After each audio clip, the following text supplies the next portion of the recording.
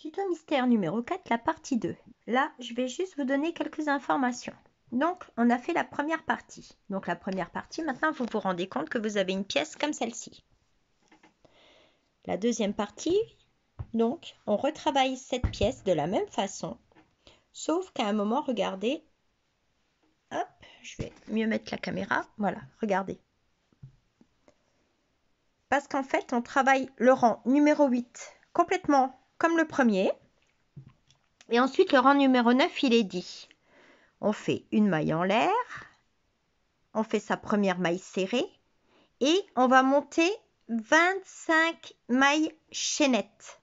Donc, en fait, on se détache complètement de ce travail-là et on va faire la première maille serrée du rang 9 et on monte une chaînette de 25 mailles en l'air qu'on vient accrocher à la 25e maille du travail. Donc, on a des mailles libres. Donc, on compte 1, 2, 3, 4, 5, 6, 7, 8, 9, etc. Et on vient s'accrocher à la 25e. Et ensuite, on continue avec ces 6 mailles serrées puisqu'on doit faire 31 mailles normalement pour la première partie. Le rang 9, il était dit 31 mailles serrées. Donc, là, comme on a déjà fait une maille serrée pour démarrer, eh ben, on fait nos fameuses 25 mailles chaînettes et on se raccroche donc à la 25e.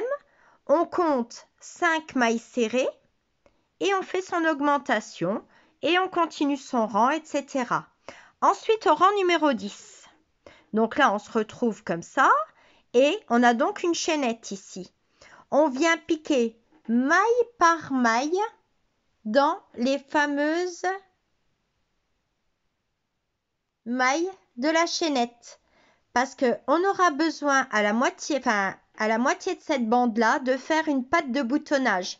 Donc, c'est la meilleure façon de pouvoir avoir accès à des belles mailles pour pouvoir après faire la petite patte de boutonnage. Et donc, après, vous faites votre maille serrée. Vous faites vos 25 mailles serrées et vous continuez sur le travail. Donc, le rang numéro 10, à savoir qu'après avoir fait la 25e, vous faites une augmentation. Ensuite, vous faites vos 10 mailles serrées, une augmentation, 26 mailles serrées, une augmentation, 10 mailles serrées, une augmentation et vous venez vous rattacher en maille coulée dans la première maille.